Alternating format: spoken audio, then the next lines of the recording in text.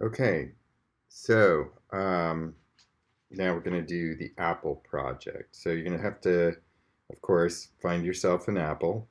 You could take things like, stickers off of it. And the first thing you're going to do is you're going to figure out where the parting line on the apple is. Okay, so remember, you're not going to want to divide it like around this way because these indentations in here will be undercuts. You're going to divide the apple, your parting line is going to want to divide top and bottom. So to figure that out, you're going to look down the apple and use something like a Sharpie, and you're going to have to go around your object and find the widest point. It's a little hard to do because you're looking down on it and you're kind of trying to find that point. So you're going to go around and kind of plot out the horizon line. My point of view is a little different than the camera, right? So I'm looking down on it. Camera's here. So it would be, like if I were on the camera, it'd be like this, all the way around it. I'm making kind of like a dot to dot. Okay, so after that's done,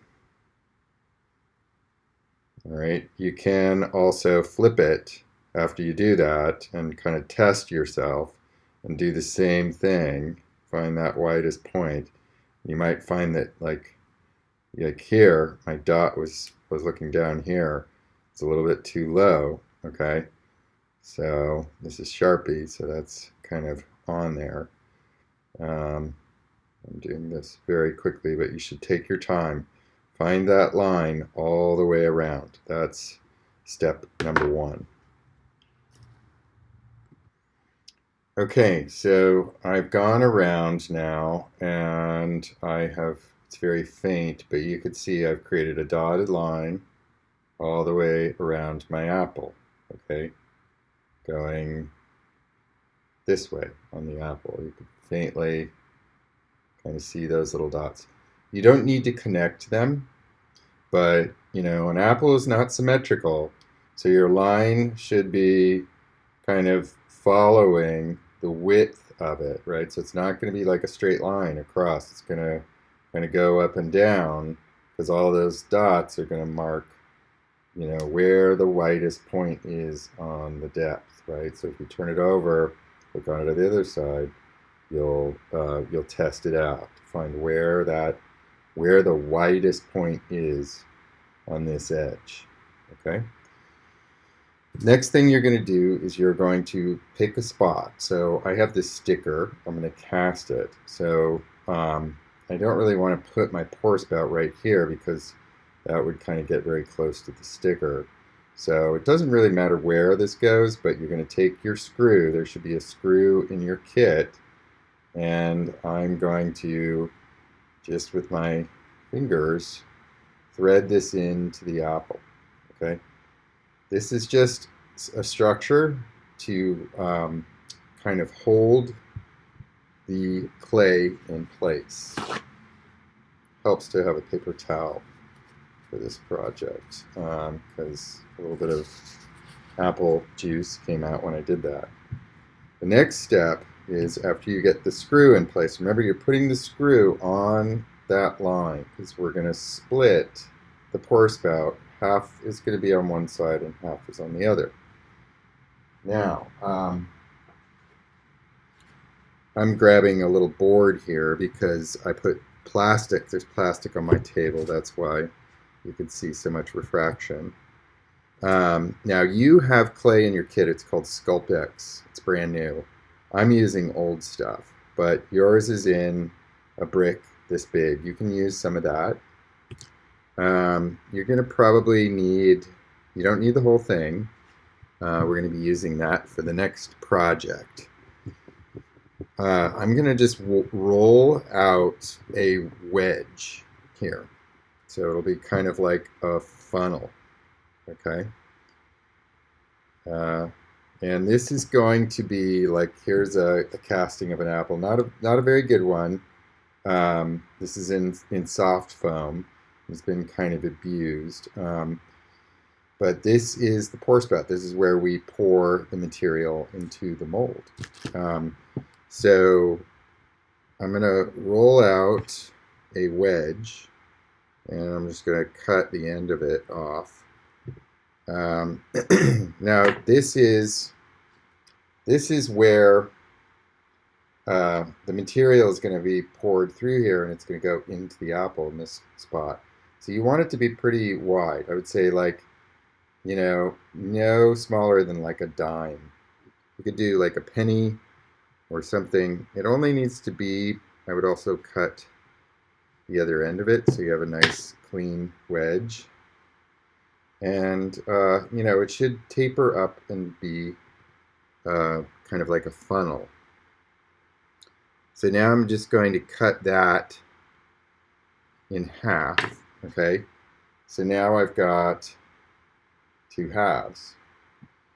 And then I'm going to take my apple with the screw on it.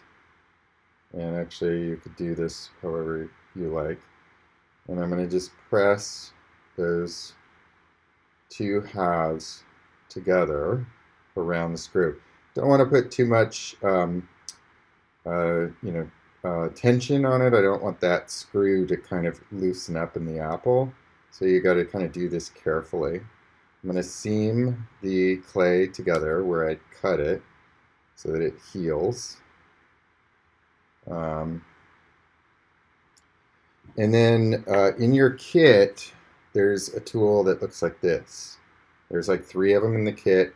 This one, the flat one, I find to be really useful for all kind of mold making purposes. That's why I bought that kit, and bought those tools and incorporated them, because it's an inexpensive tool. It's probably only like $3 or so for those tools, but they work well. So mold making is, it can get a little bit more messy and be interesting. For this technical project, I'd like you to try to do a neat job. I'm giving you the time. I'm kind of doing this live on camera, so I'm kind of speeding through this, but take your time and make this pour spout like a nice, symmetrical, clean form, okay? So notice one thing. Your pour spout should not smear down onto the surface of the apple, because the pour spout is going to be something that after you cast your object, you're going to want the possibility of cutting this off, right? This is going to be a part of your casting.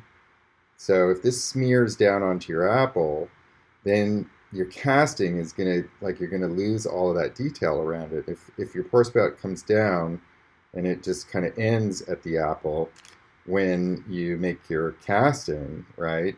This is in foam, by the way. This is soft foam. This is not plaster. This is like a Nerf, football. You can cut this off and you won't lose that detail in the apple. So, so it should look like this, okay? And remember, we're going to be moving next, so you don't have to do this, but I'm just going to make just a little line here,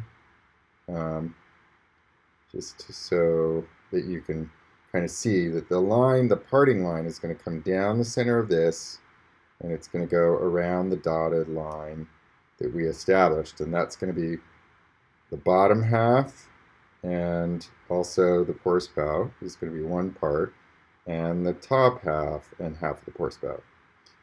Okay.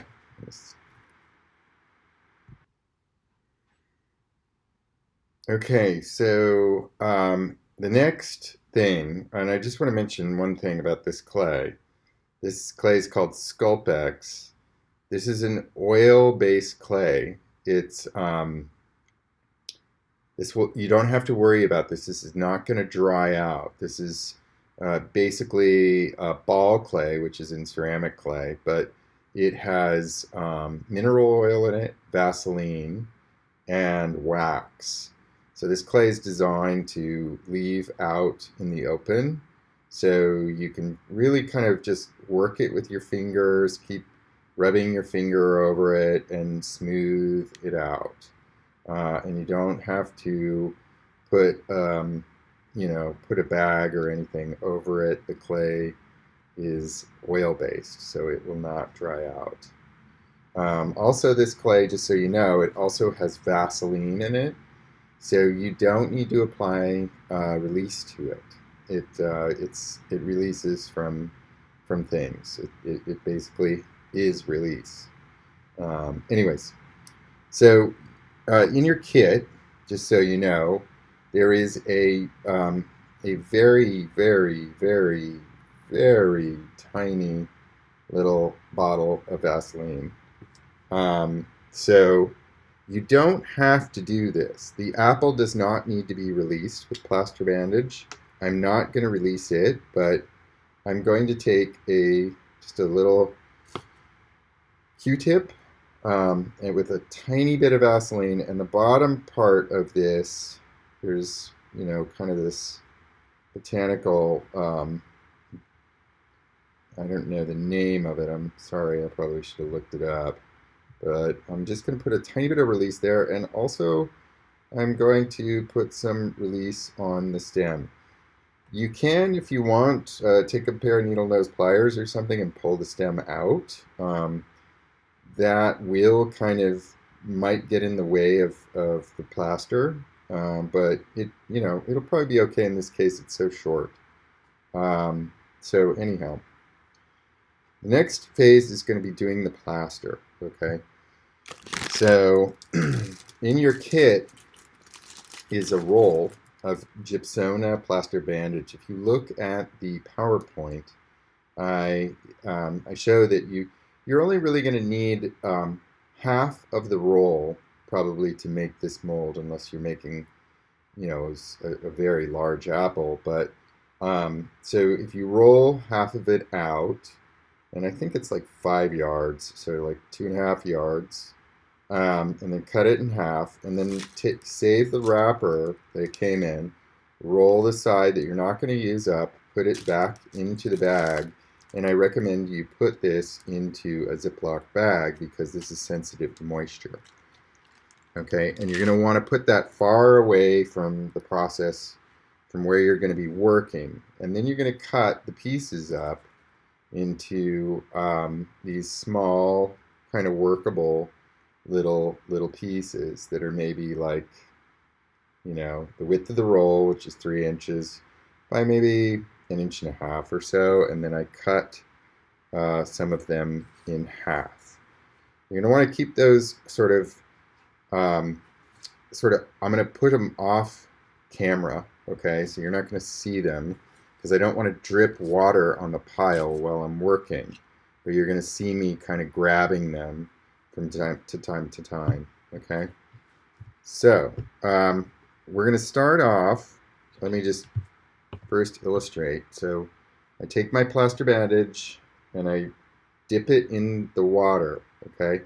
Now I want to kind of wring out some of the extra water, but it's really important that you so plaster bandage is just gauze with plaster Paris powder on it.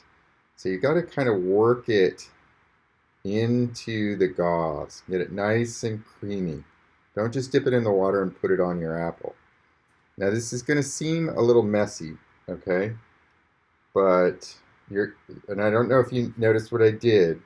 That's really important. I folded it in half, and the folded edge is right here. I'm going to be putting this folded edge down to establish my parting line, okay? So I'll start here, whoops, sorry, off camera.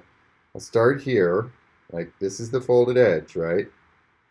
And I made a little line on my pour spout, and then I'm going to come down to where my dotted line is, and I'm going to follow that dotted line around the apple. Now this has to be smoothed out very well.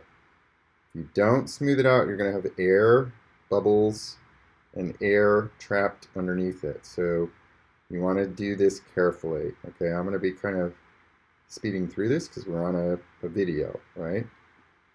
So now I'm going to have to set this down to get my next piece. And you want to do this all in kind of like one sitting, okay? In other words, one side of the apple do in one sitting. Don't start it like I just did and then take a lunch break. So remember, this is the folded edge here, and it's really important. I'm trying to follow that line, right? So all the way around, and then you got to make sure that your bandage is smoothed out flat to the apple. You don't want any folds or anything. And so I'm going all the way around. So right here, you can see there's a little gap there. That's not good. I've got to make that. Sorry, I was off camera. There. I got to make sure that's flat, right? And you'll see as it starts to set up, it's a slow process, but you just can keep working it and smoothing it. Don't worry about getting a little bit of residue on this side. We can we can wipe that off later. Okay. So I'm going to set that down, do my next piece. Same process.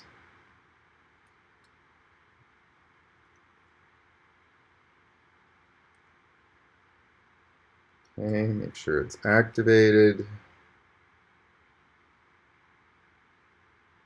Nice and creamy.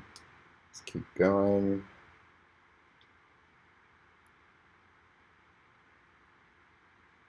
Okay.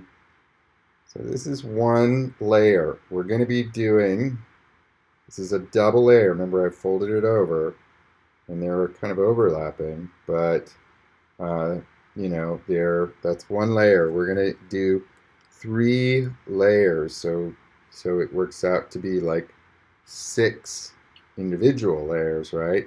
Since we're kind of folding it over, you want your apple to be like 5 to 6 individual layers, or about 3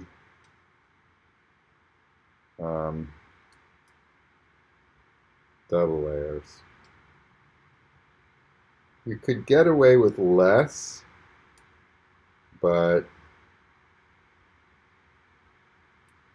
you just want to make sure it's strong. Where it's really important is this transition from the apple into the pour spout, because we're going to need to, when we open our apple up, we're going to need to make sure that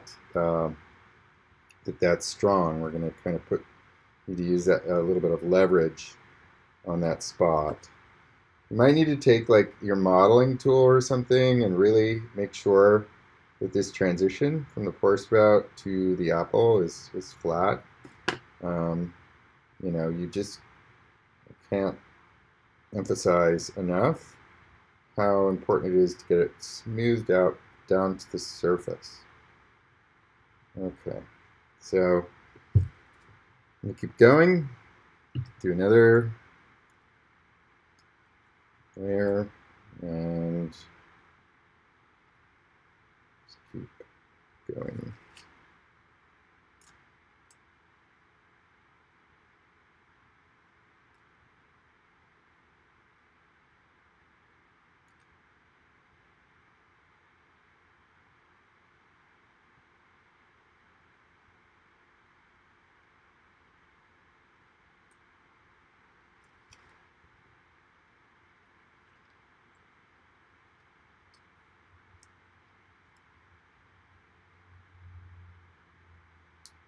Now you can also fold it in half lengthwise when you get to the bottom of this, because This is where you got to be really careful. You want to capture all that detail. So you've got to really kind of push it down into that negative space. Don't just um, put it over the bottom of the apple. Like you can really kind of jam. I'm using my finger and I'm really kind of pressing that in to that void, and then I need to make sure that I smooth out the surface all the way around. Okay, because I want to capture that detail, and if it's just kind of like on there loosely, I'm gonna it's just gonna be like a big pocket of air underneath it, and you're not gonna have that detail. So, okay, I'm gonna keep going.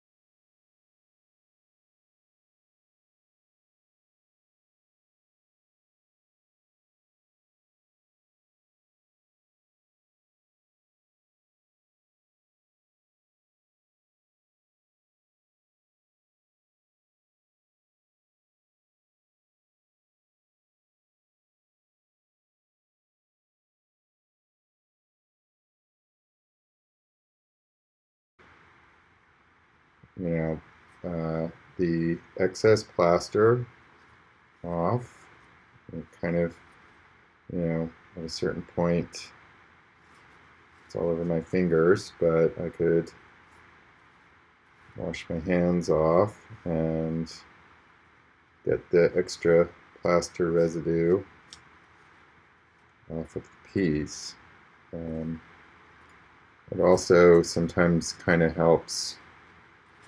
You can see it's a pretty neat process, but it can be, it can get a little messy. So I'm going to just take my little green tool and scrape some of that excess plaster off.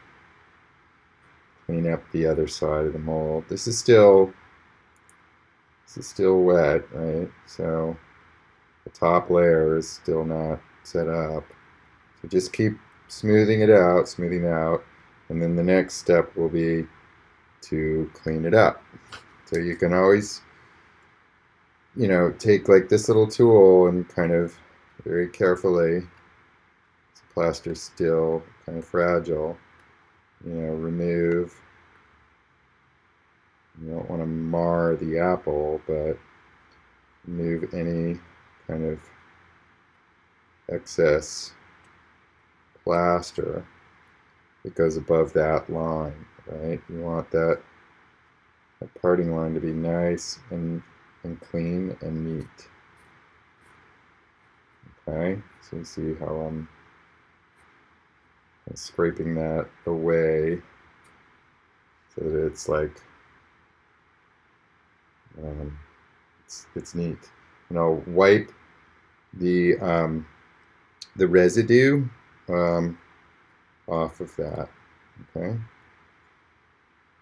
All right, so we'll stop there. I'm gonna kind of keep working on that and cleaning it up, and we'll come back and